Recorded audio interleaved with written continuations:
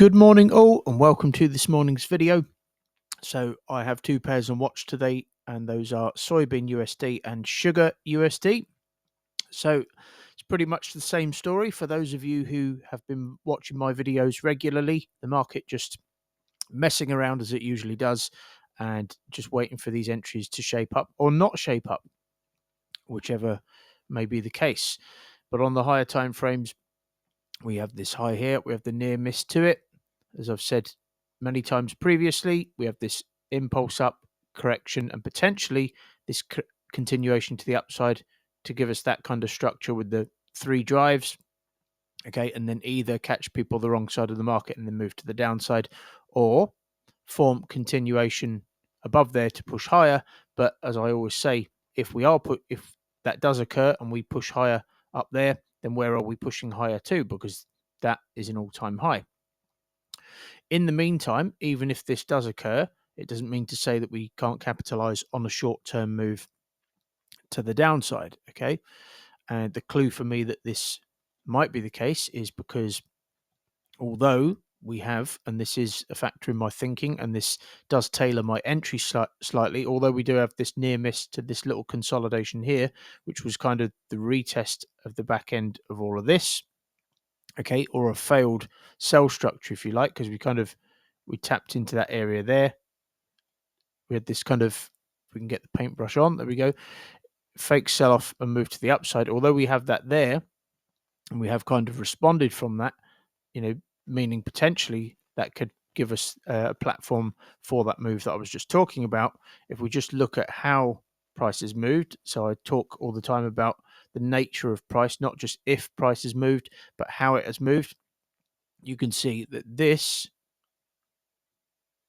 a pullback like that gives us that kind of structural move there and leaves a near miss to that low isn't typical if we're going to do that. Okay, so that gives me a clue that potentially, given that there are no real inflection points below here, okay, that gives me a clue that if that higher time frame move, which I was just talking about, is to take place, we would like to see a move down to there, create a double bottom, perhaps break just below that, catch people the wrong side of the market, and then give us that. Okay, so there's your potential shorter term move. Okay, we have the high test candle there, which did wick through that area, suggesting that we may have tapped out all the liquidity, but it was important to note that most of the wick was below, meaning that we may come back up and form a kind of scoop double top before the drop, if indeed the drop does occur. Okay, the other clue was this weekly candle here. So we had bullish momentum with a big wick below it, suggesting that we had grabbed liquidity down here, and also suggesting that we may come up to test that high again before the drop. Okay, so these are the things, or some of the things that I was thinking. There's more that goes on when I break down these pairs over the weekend when I select them, but just giving you as many as I can that come to me off the top of my head. We have that kind of parallel structure there. We break out of this kind of middle section, kind of retest the back end of it, move to the upside. In the evening star formation, impulsive move down, and then we have a consolidation sideways, which initially looked like an impulse correction continuation to push lower. But if we just examine that,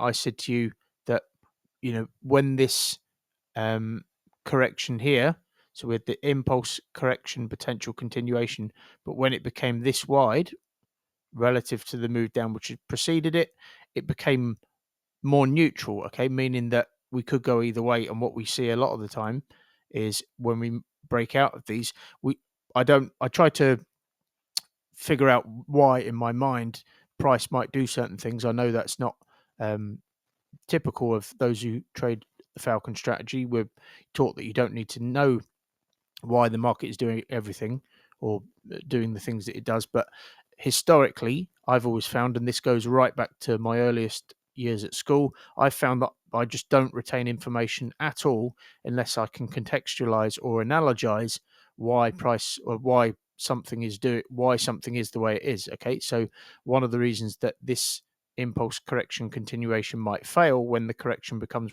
very wide is perhaps because a lot of the sellers that are selling within here get bored and they literally just liquidate their positions. So that helps me to remember and to not overlook these M style patterns. Okay, my brain just learns completely differently to most people, and that's probably because I'm very high up, so I discovered last year, on the autistic spectrum. But that's another argument for another day. Okay, that's another conversation for another day. But it's important to know yourself in trading before you try to understand the markets, and that's something that I understand about myself. So I'm not surprised that we get a bit of a near miss to this area of value. Okay, FOMO move. I said to you yesterday, I believe it was, that because once we moved up to this area, I said that once we were around here, people would have been placing orders here because they can see that this is an area of value. Okay, so if this starts to sell off and people have just placed orders up there because they saw price get near to it, then likely this is a failed continuation structure once again, and an impulse correction continuation doesn't occur. Instead, we push up to take out the high where the orders were being placed, and at the moment, at least, that looks like what's happening. And people say patterns don't work. Okay. Right, so what I'm going to be looking for today from this pair is the same thing I've been looking for most of this week, or all of this week rather. A tap into that area of value, followed by a 1 hour impulse down, and then a 2-touch 15-minute continuation, so not a 5-minute. And the reason being is because I'm still being mindful of the fact that this and this low here could act as a springboard to send price to the upside to take out that higher time frame high, which the other higher time frame high near missed too. So I'm factoring that in. So I'm waiting for a tiny bit more deliberacy. I'm waiting for a push down. If we tap into that, a 15-minute consolidation, and then I will be able to manage it down to here. Not bothered about this at that point. Down to here for about 3.5-4%, and then I would, as I said yesterday, where is it? There it is. I'll be measuring from range to range. I would measure from there to there. I would set a take profit at the 90% mark, which is where price typically pulls back or reverses, pulls back deeply or reverses, I should say. That would give us something in the region of 9.5% to work with. Okay, so that is SOYBN USD, and I'm just going to save that just in case TradingView loses what I've done. Well, I haven't actually done anything, so I probably didn't need to save that. But moving on, Sugar USD. So Sugar USD, let's zoom right out. We probably need to go out to the weekly here. So on the weekly, we had this. Okay, we had this high here.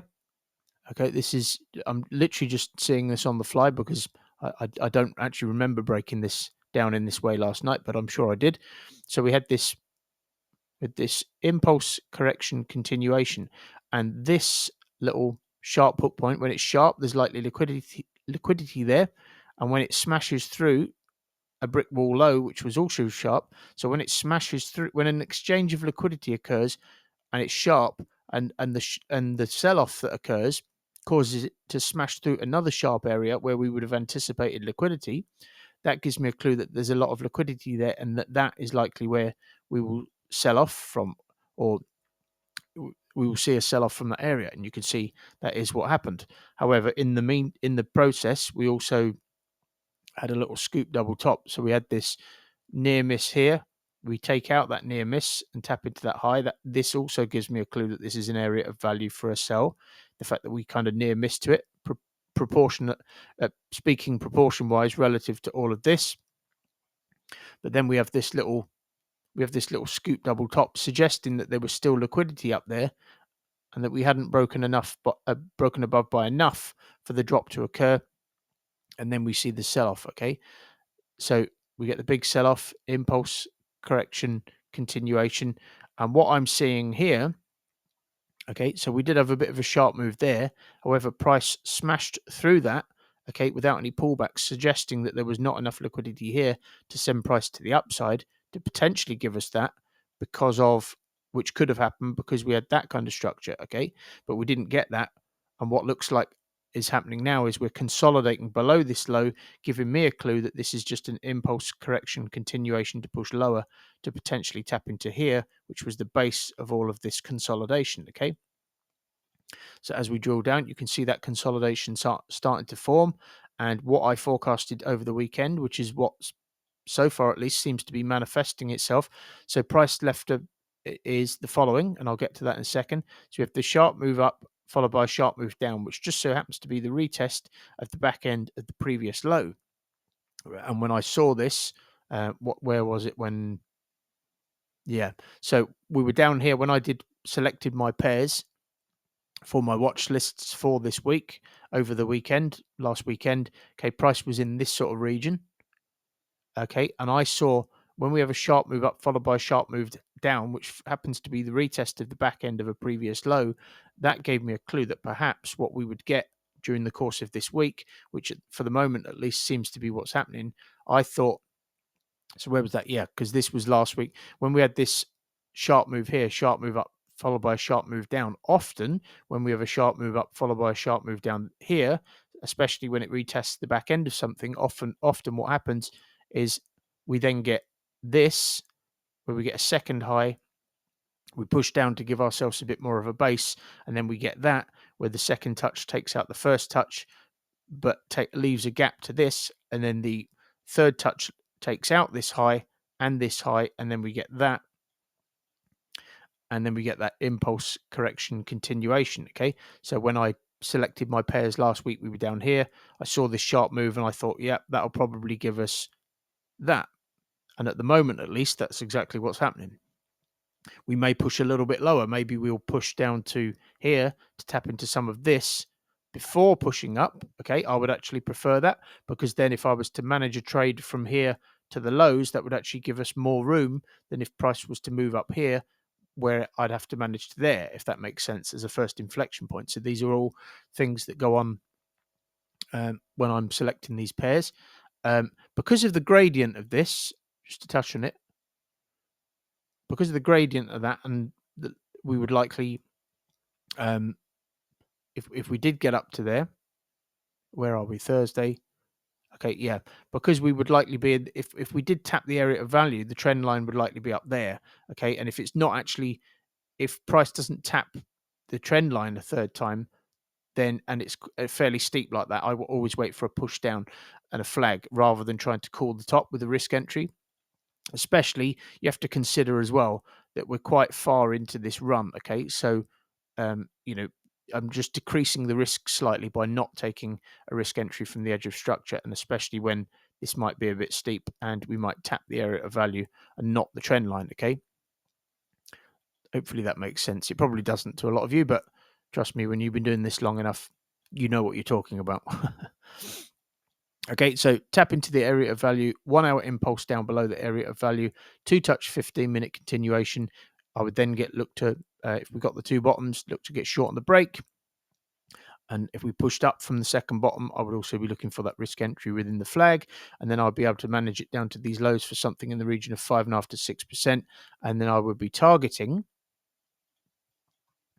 that low that I was just talking about. If we just zoom out a touch, there we go, that low there, I would be targeting that for something in the region of,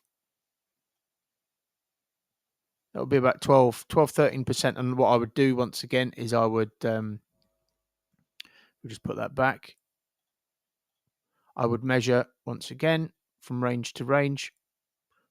I would measure from here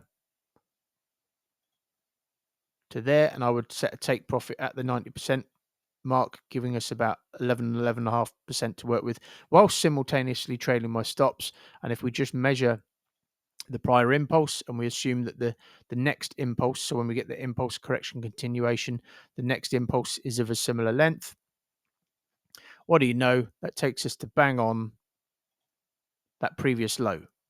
Okay, so these are not random what we're doing here. These are mathematical equations based on human psychology, which has proven to repeat itself, to coin a phrase, since the Garden of Eden. Okay, so that is what I'm going to be looking for from these pairs. I'm going to have to motor today because I have to, at 8 o'clock, it is currently 6:40 a.m. in the UK as I speak. At 8 a.m.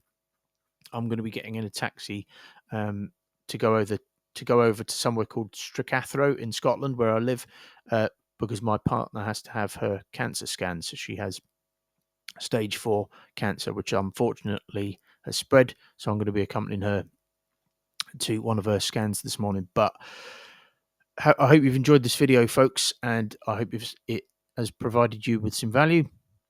And I will see you again in the next one. Have a great day.